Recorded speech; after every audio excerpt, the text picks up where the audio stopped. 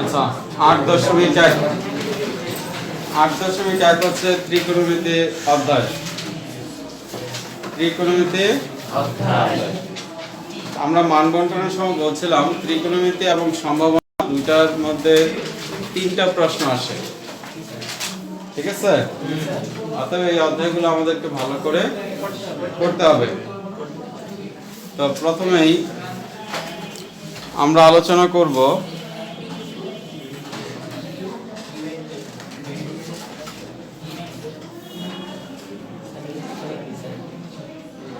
প্রতিজ্ঞা 4 নিয়ে। প্রতিজ্ঞা 4 152 পৃষ্ঠা।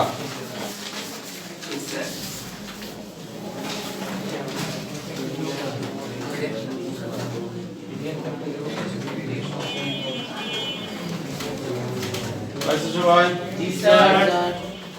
কি বলছে প্রতিজ্ঞায়? রেডিয়ান কোণ একটি ধ্রুবক কোণ। প্রমাণ করো যে রেডিয়ান কোণ একটি ধ্রুবক কোণ। এবং মডেল টেস্ট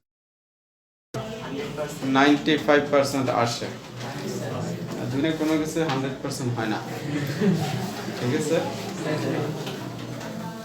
যেহেতু প্রশ্ন করবে আরেকজন, আমি 100% গ্যারান্টি দিতে পারবো না, আমি নিজে করলেও পারবো না। প্রশ্ন করার সময় হিসাব করতে হবে, মাত্র প্রশ্ন করতে হবে 7টা 8টা। বইয়ের মধ্যে প্রশ্ন থাকে কয়েকশো, একটা না একটা বাদ পড়েই যায়, তাই না? সব ইম্পর্টেন্টটা দেওয়া হয় না। আচ্ছা, রেডিয়ান কোণ একটি ধ্রুবক কোণ। এখন রেডিয়ান কোণ কি সবার আগে সেটা জানতে হবে যে রেডিয়ান কোণ কি।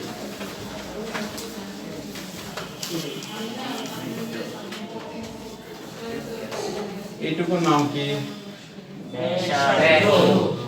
মাশাআল্লাহ, সবাই জানি।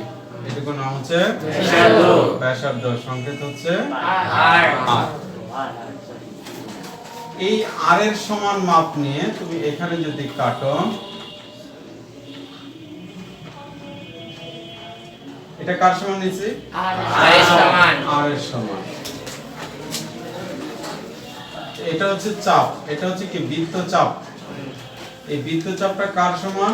আর এর সমান। বৃত্তচাপের সংকেত হচ্ছে এস। বৃত্তচাপের সংকেত হচ্ছে এস। তো এই চাপের দৈর্ঘ্যটা হচ্ছে আর এর সমান। এই চাপটা আর কেন্দ্রে, ও কেন্দ্রে, চাপটা ও কেন্দ্রে যেইটুকু কোণ উৎপন্ন করছে এইটাকে বলে রেডিয়ান কোণ, ঠিক আছে? কথা বলছো? রেডিয়ান কোণ কি? তাহলে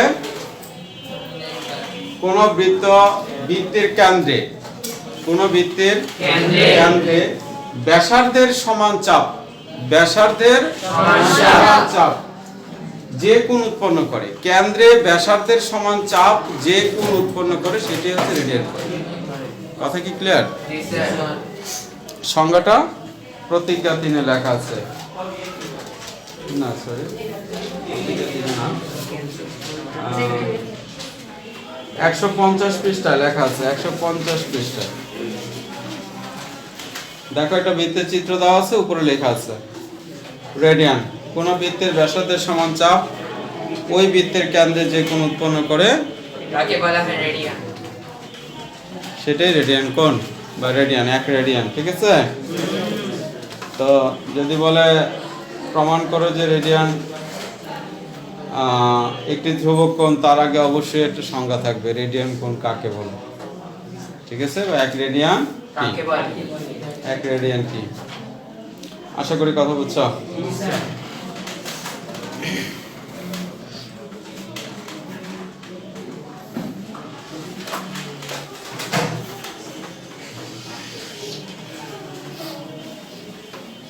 আমরা কেন্দ্র থেকে একটা লম্ব আছে, এবি এর ও বিন্দু থেকে, এবি রেখার মনোযোগ কোন দিকে? এবি রেখার ও বিন্দু থেকে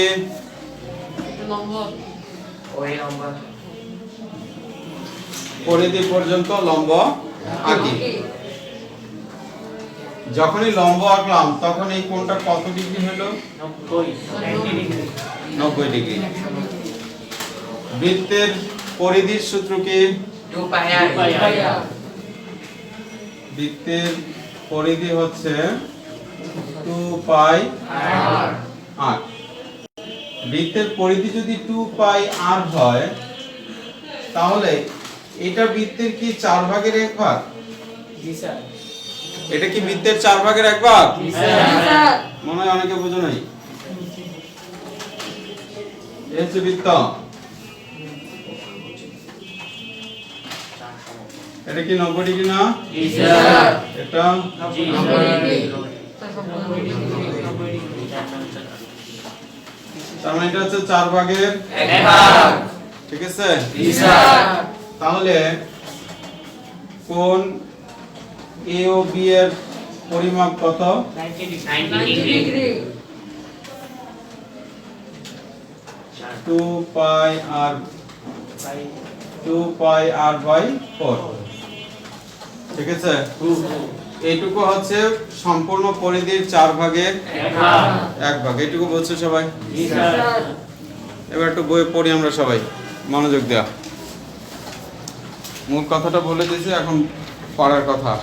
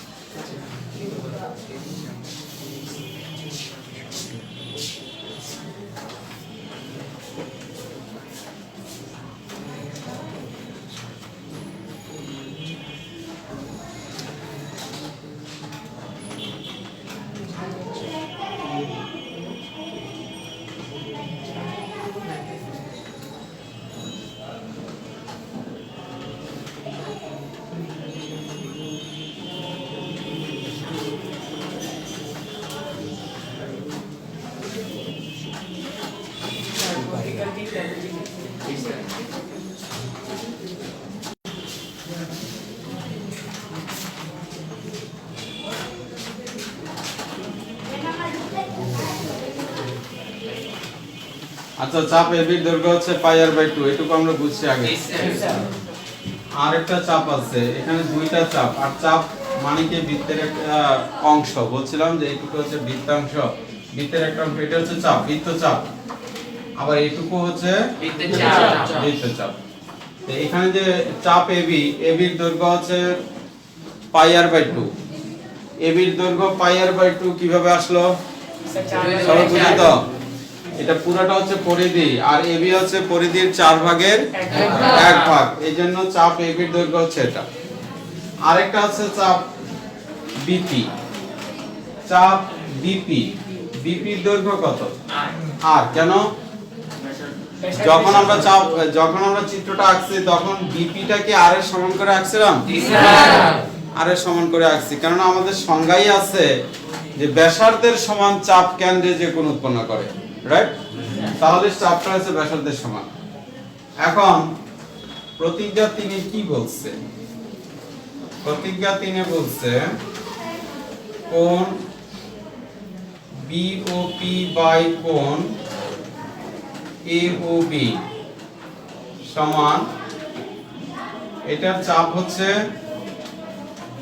BP, এটার চাপ হচ্ছে AB। বুঝো নাই? প্রতিজ্ঞা বলছে, প্রতিজ্ঞা 3টা দেখো পড়ে, উপরে লেখা আছে প্রতিজ্ঞা 3, পাইছো? বৃত্তের কোন চাপের উপর দণ্ডায়মান কেন্দ্রস্থ কোণ ওই চাপের সমানুপাতিক। সমানুপাত, সমান অনুপাতে বাড়বে বা কমবে। A:B সমান সমান 2:3। এখন এর পরিমাণ যদি বৃদ্ধি পায় তাহলে এটার পরিমাণও বৃদ্ধি পাবে, যেহেতু অনুপাত। আবার ধরো এটা যদি 4 হয়, এটা 6 হবে। বুঝতে পারছেন? জি স্যার আবার এটা যদি কমে যায় √2 তাহলে ওইটা হয়ে যাবে √3। ঠিক আছে, সমানুপাতেই হারে বাড়বে বা কমবে। সমানুপাত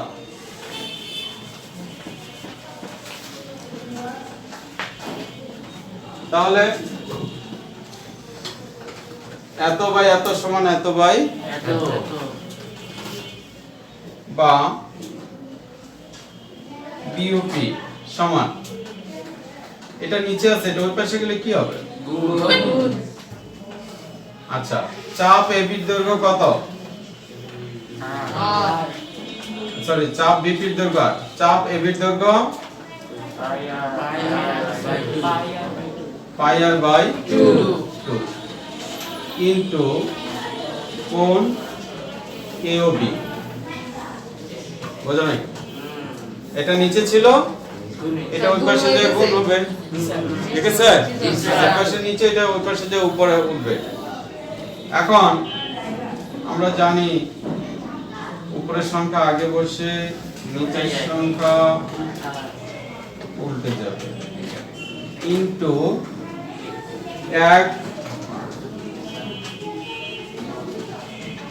এক সমকোণ। কোথায় পেলাম এক সমকোণ? এওবি এর মান হচ্ছে এক সমকোণ। আর এর সাথে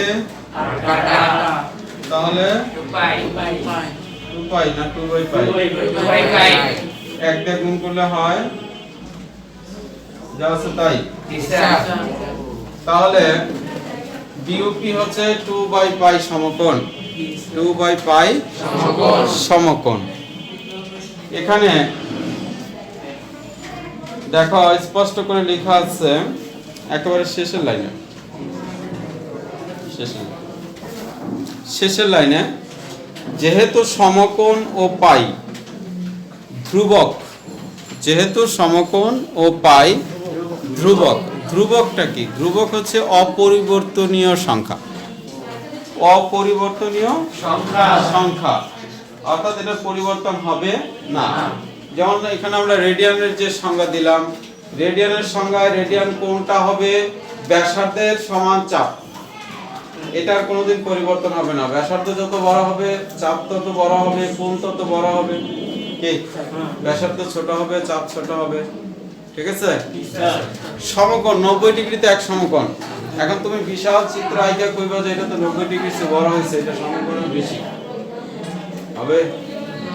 আমার কথা বোঝো নাই? এটা বৃত্ত আঁকলাম, আঁকা 4 ভাগ করলাম, এটা এক সমকোণ 90 ডিগ্রি। তো এত বৃত্ত যদি 90 ডিগ্রি হয়, তো এত বড় একটা বৃত্ত আঁকলাম, তারপরে এখানে 4 ভাগ করলাম, এটা তো অবশ্যই বড়। এইটুকু যদি 90 ডিগ্রি হয়, তো এত বড় বৃত্তের মধ্যে এটা বড় না? বড় হবে না কোণ?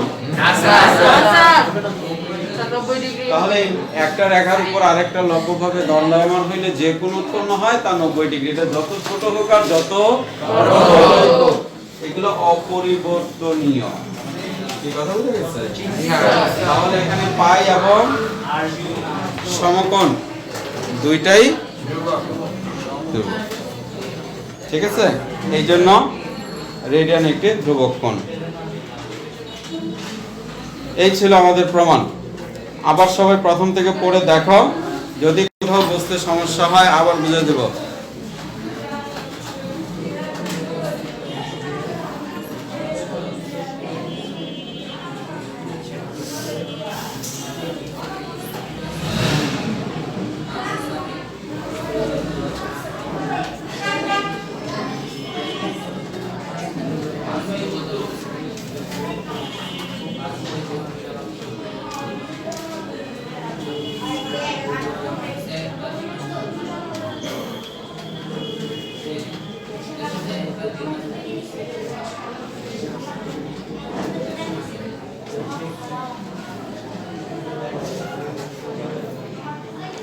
আশা করি বুঝছো পুরোটা। বুঝছি স্যার।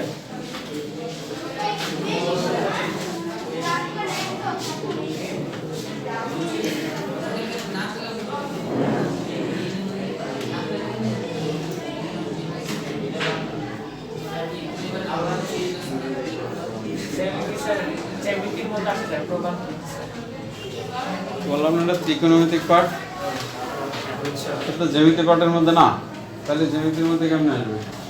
না মানে স্যার জ্যামিতি বলছে স্যার প্রমাণ করতে বলবে স্যার এই তো এখানে যা আছে তাই। এখন তুমি যদি জ্যামিতি মনে করো তো জ্যামিতি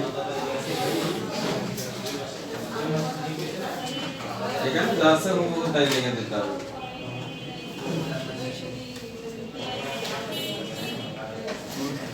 সামনে আগাই। জি স্যার অবশ্যই এটা মুখস্থ থাকবে, প্রমাণ করো যে রেডিয়ান একটি ধ্রুবক কোণ। সাথে এটাও পড়া থাকবে যে রেডিয়ান কোণ কাকে। এবার আসো 155 পৃষ্ঠা, 155 পৃষ্ঠা,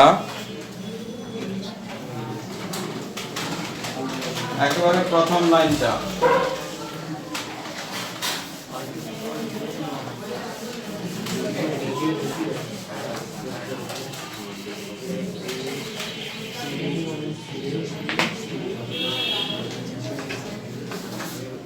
এক ডিগ্রি সমান পাই বাই 180 রেডিয়ান। এক ডিগ্রি সমান পাই বাই 180 রেডিয়ান। সি হচ্ছে রেডিয়ানের সংকেত। আশা করি কথা বুঝছি। ঠিক একইভাবে 1 রেডিয়ান সমান 180 বাই পাই ডিগ্রি। এই দুটো তথ্য খুব ভালো করে মুখস্থ করবা, যেহেতু এগুলো একক। এগুলো কি একক, এই এককগুলো আমাদের লাগবে। এখানে আমাদের 3টা সাইন আছে। 1 degree 32 minute 26 second. 1 degree 32 minute 26 second. Second. তাহলে নিশ্চয়ই বুঝতে পারছো যে এক টান দিলে এটাকে মিনিট বোঝায়, দুই টান দিলে এটাকে সেকেন্ড বোঝায়। এই মিনিট এবং সেকেন্ড কিন্তু ঘড়ির কাঁটার মিনিট সেকেন্ড না। এই মিনিট এবং সেকেন্ড এবং ডিগ্রিগুলো হচ্ছে সমস্ত পৃথিবীটাকে 360 ভাগ করা হয়েছে। এক একটা ভাগ হচ্ছে এক একটা ডিগ্রি। আবার ওই একটা ডিগ্রিকে 60 ভাগ করা হয়েছে।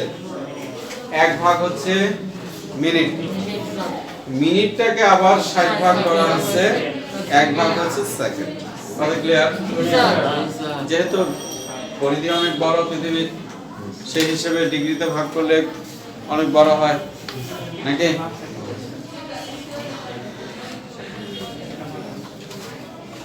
তাহলে আমরা পৃথিবীর সাথে তুলনা করে বৃত্তের কথা যখন বলি, বৃত্তের কেন্দ্র হচ্ছে 360 ডিগ্রি। বৃত্তের কেন্দ্রটা 360 ডিগ্রি।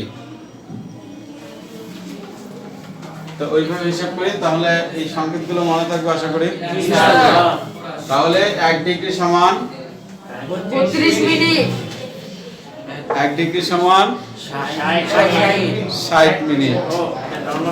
1 মিনিট সমান 60 সেকেন্ড।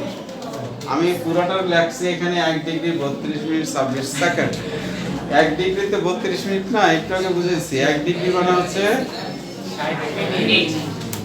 1 ডিগ্রি হচ্ছে 60 মিনিট, আর 1 মিনিট হচ্ছে 60 সেকেন্ড। 60 সেকেন্ড। এখন যদি কখনো এমন প্রয়োজন পড়ে যে পুরোটাকে ডিগ্রিতে নিতে হবে, সম্পূর্ণটাকে ডিগ্রিতে নিতে হবে, তাহলে 1 ডিগ্রি তো আছেই। 32 মিনিটে 60 দিয়ে ভাগ করলে ডিগ্রি হয়ে যাবে। আর এটাকে 60 গুণ 60 দিয়ে ভাগ করলে ডিগ্রি হয়ে যাবে। বুঝা গেল? তো এটাকে 60 দিয়ে ভাগ, এটাকে 60 গুণ 60 দিয়া ভাগ। এখন এটা যা উত্তর আসে যোগ এটার যা উত্তর আসে আর যোগ এটার যা উত্তর আসে, সব একসাথে যোগ করলে ডিগ্রি হয়ে গেল।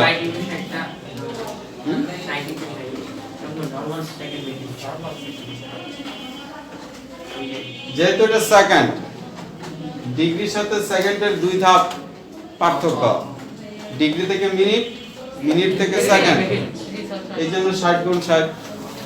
ঠিক আছে? আবার একইভাবে যদি বলা হয় এটাকে সেকেন্ডে প্রকাশ করতে, তাহলে 1 ডিগ্রিকে 60 দিয়ে গুণ, তারপরে আবার আচ্ছা দুইবার 60 দিতে হবে, যেহেতু একবার 60 দিলে হয় মিনিট, আরেকবার 60 দিলে হয় সেকেন্ড। তাহলে এটা পুরোটা হয়ে গেল সেকেন্ড, যোগ 32 কে 60 দিয়ে গুণ করলে হয়ে যাবে সেকেন্ড, প্লাস ওটা তো সেকেন্ড আছেই না, ওটা আবার 60 দিয়ে গুণ দেব, সেকেন্ড সেকেন্ডে থাকবে। তাহলে এখন এত ডিগ্রি, এত মিনিট, এত সেকেন্ড, এটাকে সেকেন্ডে প্রকাশ করতে হলে গুণ গুণ যোগ, আর যদি মিনিট ডিগ্রিতে প্রকাশ করতে হয় তাহলে মিনিটকে 60 দিয়ে ভাগ আর সেকেন্ডকে 60 গুণ 60 দিয়ে ভাগ। আশা করি এটুকু পারবো।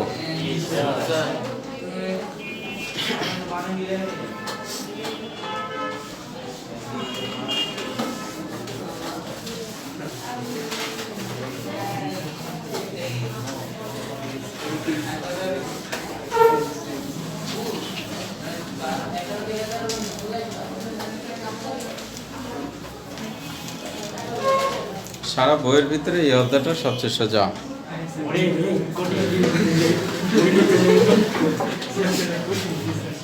এই যে ডিগ্রি মিনিট দেখালে এগুলো কঠিন লাগছে, হ্যাঁ?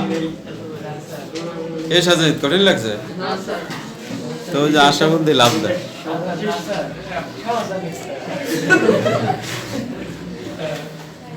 আচ্ছা, যে সূত্রগুলোর কথা বললাম ডিগ্রি মিনিট, এগুলো আগামী ক্লাসে ভালো করে পড়ে আসবা, তাহলে দেখবে যে অঙ্কে হাত দিলে আসলেই সোজা। এখন শুনে দিন।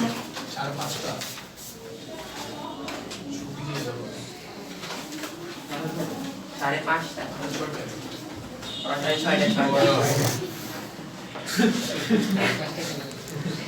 তাহলে বাড়ির কাজ কি কি রইলো? 5.3 আজকে যেগুলো করাইছি, ওগুলো দুইবার করাইছি।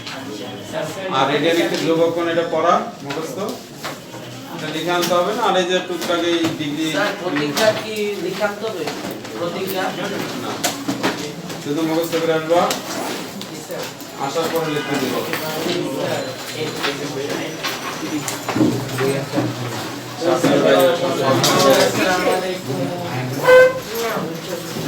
এই যারা প্রজেক্টের নিচে বসে এরা সাবধানে বের হও। স্যার বইয়ের ছবি গ্রুপে পাঠায় স্যার, বইয়ের ছবিটা এরপর সাবধানে।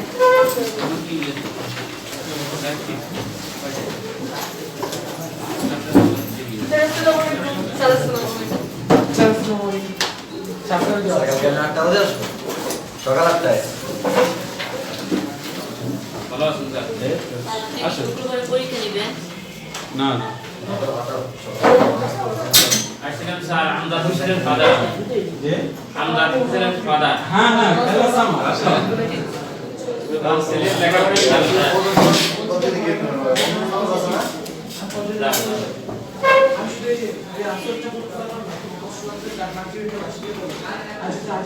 করে